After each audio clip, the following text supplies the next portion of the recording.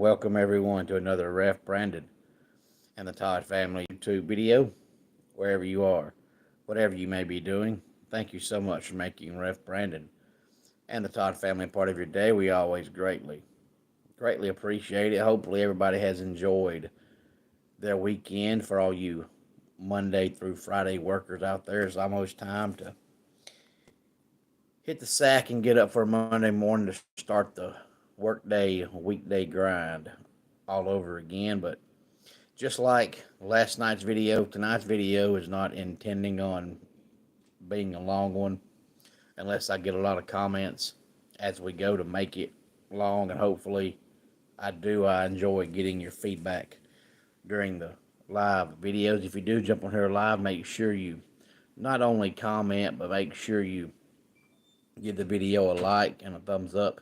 And if you have not yet subscribed, please do so. But tonight I mainly just wanted to come on here and say congratulations to the Philadelphia Eagles for being the big game champions for the 2024-2025 NFL season. I always hate the Roman numerals. They don't make any sense to me. People get confused because most people, after you get past 10, they really can't read them. And then this year's was worse because it was licks. So it looked like licks. But the year is also confusing because, when you win it, they put the year that you won it, on the hats and jerseys and shirts and hoodies and whatever else you might want to buy. But even though it was played this year, it was the season of the previous years. So the Roman numerals are confusing, but the years are also confusing. So I'll just say congratulations to the big game champions of the 2024-2025 NFL season. Just like I did, back when we had the college football national championship, when I said I thought Ohio State would win it. And, I made that prediction back in like October. But, when it come time for the game, hey there, Caesar. Glad to have you here. When it came time for the game, I said that, Ohio State would win it, but I just wanted a good game. Well, it was kind of the same way with this one. I said on here about a week or so ago that I thought the Eagles would win the game, but I really didn't throw out a score prediction. Didn't think about it because I thought it didn't matter what score I picked as long as, I picked the Eagles to win and the Eagles win, I'm right, whether they win by 1 or 50. Hey there, I guess it's Canoob. Hopefully I'm pronouncing your name correctly. Glad to have you here. Y'all make sure y'all give the video a like and a thumbs up. If you have not yet subscribed, please do so. And then last night, I think it was Marcus who asked me to give a score prediction. And I think I said 31-27 or 34-27, something along those lines. Yes, we are talking about the big game, Canoob. Hey there, Asher. Hey there, Austin. Glad to have y'all here, but I just threw out a score prediction last night because I believe Marcus is the one that asked about the score prediction, but honestly, like I said, I didn't think about it. It didn't matter. As long as I picked the Eagles to win and they win, and that I'm correct, and that's all I cared about. Austin, I am fantastic. Thank you for asking, but I could have made 50 score predictions, and I wouldn't have predicted what happened because, yes, I thought the Eagles were the better team because, the Chiefs have done a complete 360 in the last couple of years, for the majority of Andy Reid's coaching history, even going back to his days with the Eagles. He's always been a guy that's scored a lot of points and had good offenses. But the last couple of years, the Chiefs have done a complete role reversal, and they've been living and dying by their defense. And they have one of the best defensive coordinators in the game, and they didn't score 30 points in a game the entire regular season. And if I'm not mistaken, they were the only team in the NFL to not break 30 points in the whole regular season. They didn't break 30 points until the playoffs. And that's why last night when Marcus, I think it was Marcus, asked me the score and I threw out the score, I didn't have the Chiefs scoring 30. And that's why I thought the Eagles would win the game, because I knew with Saquon Barkley and Jalen Hurts and all those great tight ends and receivers the Eagles had, they were going to score. But I thought the Chiefs would score a little bit. And if you didn't watch the game, honestly, the final score was not indicative of the game. The final score shows the Eagles win by 3 scores, which they did, but it was worse than that. They were actually up 40-6 about midway in the fourth quarter, and the Chiefs scored 2 late touchdowns that didn't mean diddly squat to make the game a little closer.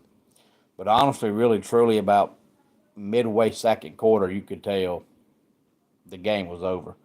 Austin, it's not been a long day. I was busy, as I always am. I never have time to think about, what time it is and, where I'm going and where I'm leaving, because I stay busy all the time.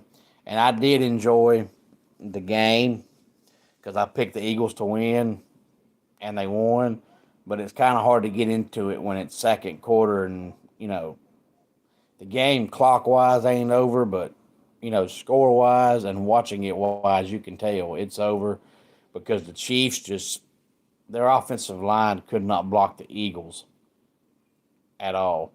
The Eagles were either sacking or pressuring Patrick Mahomes every single time he went back for a pass. So the game, honestly, really, truly, was never in doubt. At halftime, I believe the Chiefs had 23 yards of offense and 1 first down. They didn't even get to the Eagles' side of the 50-yard line until I want to say late third quarter. They were shut out in the first half. I mean, the crowd was booing like crazy because the Chiefs' offense looked anemic. And really, truly, the Chiefs' offense was anemic. But when your offensive line can't block, what can you do? And the whole first half, they couldn't run the ball at all.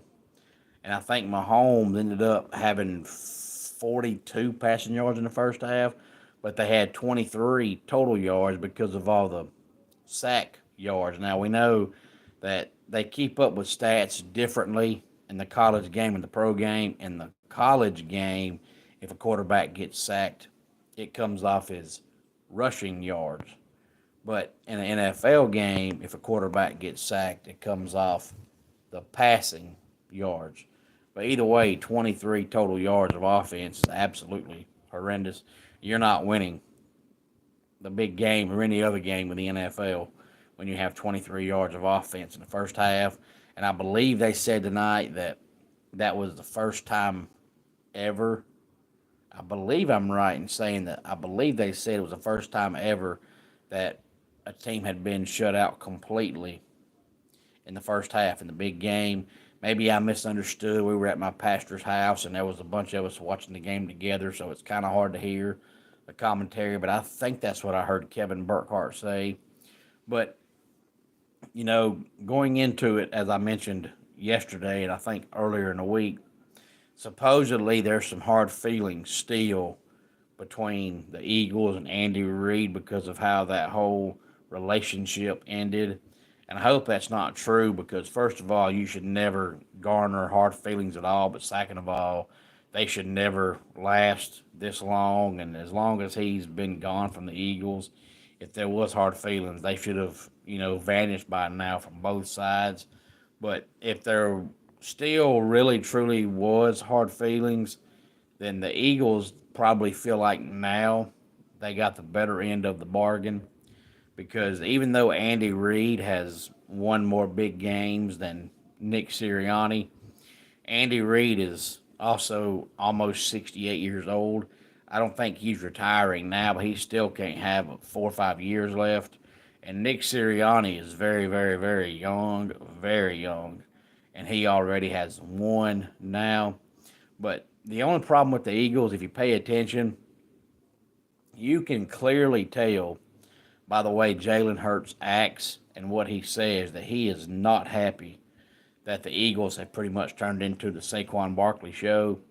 And Dallas Goedert did an interview earlier in the week, well, at least I heard it earlier in the week. It might have, been recorded last week. I don't know. But if you listen to what Dallas Goedert said and the way he said it and the way he sounded, and the tone of his voice, it sounded kind of like he is upset that the Eagles have turned into the Saquon Barkley show. And I understand it because when you've got talent like Dallas Goddard and, you know, Carcatera, and then you've got Will Shipley, and you've got A.J. Brown, and you've got Kenny Gainwell, and you've got Devontae Smith, and you've got Jalen Hurts. You shouldn't build your offense around one player.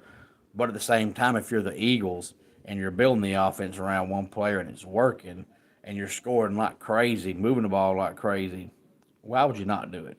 So, if you're the Eagles, you've got to be careful now that you don't let the Saquon Barkley supposed offense, upset what you've got a chance to do, because as young as all their core players are and as good as they are on defense with Vic Fangio, they've got a chance to win 4 or 5 of these things in the next decade if they can stay on the same page.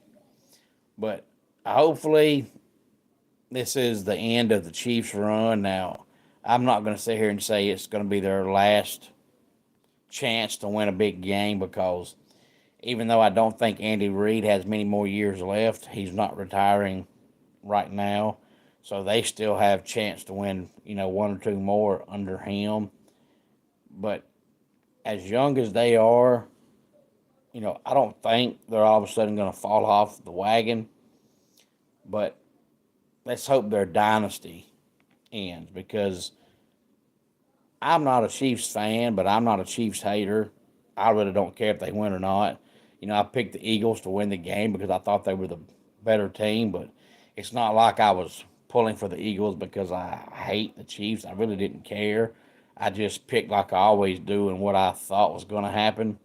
And thank God I was right, because I don't like being wrong. But if the Chiefs win, I don't care. If the Chiefs lose, I don't care. But I just get so sick and tired of fans, complaining, moaning, and groaning all the time when there's a dynasty in any sport, whether it's, racing. The weather here is absolutely fantastic, Austin. Absolutely fantastic.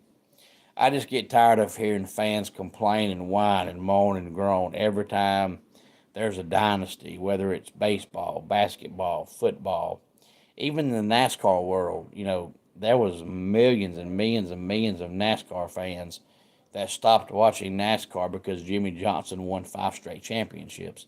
And even as me being a complete diehard NASCAR fan, and I'll admit that I'm a diehard NASCAR fan, when Jimmy Johnson won 5 straight championships, I didn't all of a sudden say, well, I'm not watching no more because Jimmy Johnson wins all the time.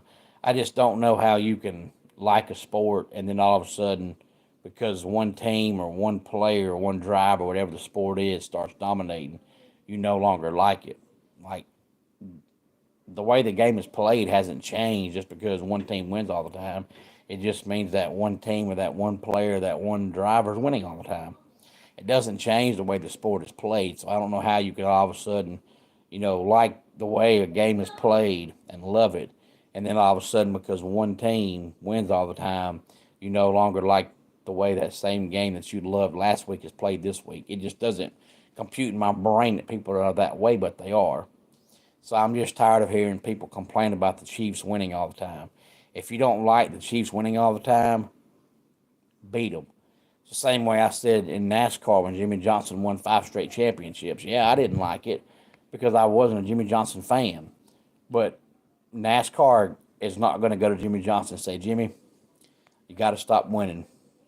People don't watch anymore. You just got to go out there and just suck. No, you have to go out there and beat Jimmy Johnson. And if you are tired of seeing the Chiefs win all the time, then you can't expect the NFL to say, well, you know what, we're going to start rigging our games and make sure the Chiefs lose because we're tired of seeing them win. No, you have to go out there and beat them. So hopefully with them losing, people will stop complaining about the Chiefs winning all the time. And surely to God, they'll stop complaining about Mahomes and how he supposedly can't get hit because he got hit 20 times in the game tonight. I mean, it was absolutely awful. The guy had to run for his life every single drop back because the Chiefs' offensive line just could not. block. Austin, my favorite sport is NASCAR and probably has been for 25 years. And if I ever get, a bunch of subscribers here on the channel that love NASCAR, I'll talk NASCAR more than I do. I just don't talk about it much now because I feel like we don't have a lot of, viewers and subscribers that are here for the NASCAR. And, being that I'm trying to build the channel, it just doesn't seem very smart to come on here and talk about a sport that people are not watching to hear you talk about. But if I ever start getting people that, subscribe and watch the channel and ask me about NASCAR and tell me to talk NASCAR more, I will. I could talk NASCAR every day. But NASCAR has probably been my favorite sport for 25 years. Love it. I could sit down and talk NASCAR all day long. Love all the on the field stuff, all the pit stuff, all the off the track stuff. I love NASCAR. My second favorite sport is baseball. And I feel the same way with baseball as I do with NASCAR. If we ever get a bunch of subscribers on here and a bunch of viewers that ask me to talk baseball, then I'll talk more baseball. But I try to talk what gets the most views. And right now, what gets the most subscribers, the most views, the most questions is college football and wrestling. So as long as the two sports that get the most questions are college football and wrestling, that's what I'm going to focus on the most. Now, I'm still going to talk the NFL. I'm still going to talk baseball. I'm still going to talk NASCAR. I'm still going to talk basketball, but I'm not going to talk it as much because I feel like right now what does the best for the longevity of the channel is college football and wrestling. So I spend most of my time talking college football and wrestling. But my favorite sport is NASCAR. My second favorite sport is baseball. Then my third favorite sport is college football. And my fourth favorite sport would be the NFL.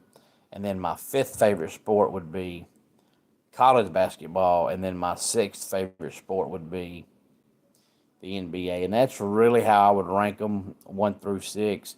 And that's really all I would rank as far as, the sports that I try my best to either watch as much as I can or at least, read about it and listen about it, learn what I can about it on a regular basis.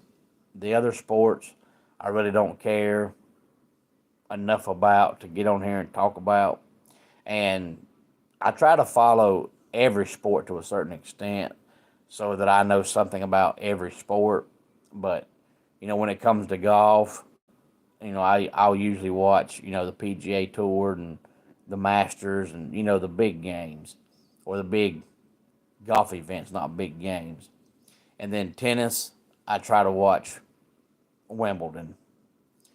And then when it comes to volleyball, I try to watch either a big regular season game or the playoffs. Lacrosse, I try to watch the playoffs.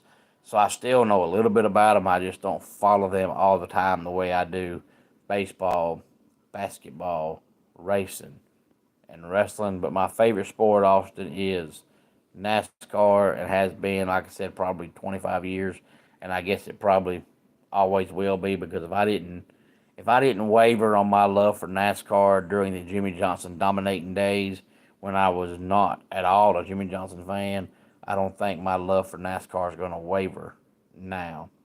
But any thoughts on any of this, please feel free to let me know. Congratulations to the Philadelphia Eagles. It's the fourth time in the 21st century they have played in a big game. They've now won 2 and lost 2, if you recall. Back in the day when Andy Reid was their coach, they made it there one time and lost. And every other year he was making the playoffs or making the NFC Championship game and getting beat. And the Eagles finally thought, you know what? This guy just can't get over the hump. He can get to it, but he can't get over it. So, they ended up letting Andy Reid go. And then, they won it a few years back, and that's the year that everybody remembers because Carson Wentz was the quarterback, and he ended up getting hurt. And Nick Foles, who was the backup, ended up being the quarterback through the playoffs, and they win the whole doggone thing, and then that essentially, for all intents and purposes, was the end of Carson Wentz's career, and it was the end of Nick Foles' career. Now I know Nick Foles played after that, but he did nothing the rest of his career, and Carson Wentz is still in the league, at least for now, but he hasn't done anything. So that year, basically, we saw the end career wise for two quarterbacks, Carson Wentz and Nick Foles. And we also know the Eagles made it a couple years ago and they lost to the Chiefs. They definitely, in a big way, in a huge way, responded tonight and got their revenge in a big way because the game was never close. And the game really, truly, even though score wise it didn't end till about 10:18 Eastern Time, the game really, truly was over with at halftime. The Chiefs just could not do nothing. And my pastor asked me, you know, what do you think, Andy Reid would say if he got interviewed right now? And I said, well, there ain't much you can say except for, you know, being honest and saying, look, we got our butts beat. They beat us on offense. They beat us on defense. They beat us on special teams. They beat us in turnovers. They outcoached us. They beat us in every way possible. Because when you get beat like that, and there's not one or two plays in the game that make a difference, you could have changed 50 plays in that game, and the Eagles still win. So when you get beat like that soundly, that badly, if you get on there and say anything except for we got our butts beat, and people look at you and scratch their head and say, this guy's lost his marbles. So congratulations to the Eagles and Austin. I have not played dodgeball in quite a while, but last time I played, I enjoyed it. I'm sure if I played now, I would enjoy it. But, dodgeball is one of those things that, if you're really truly going to play a legit, real game of dodgeball, you can't play with 6 people. You can't play with 8 people. Otherwise, it's like a fake dodgeball game. So if you're going to play it, you got to play it for real. And if I'm ever around enough adults to actually play a real game of dodgeball, there's so many kids around that you can't play because if all the adults are playing dodgeball, then you have kids that are, running around the playground with nobody watching them. Well, let's go ahead and get our dad joke of the day in here. How do you measure how heavy a red hot chili pepper is? You give it away, give it away, give it away now. And that does it for today's Ref Brandon and the Todd Family YouTube video. Until next time, it's Ref Brandon saying, just like in pro wrestling, life can be over by the count of 3. Tell your friends and family how much you love them.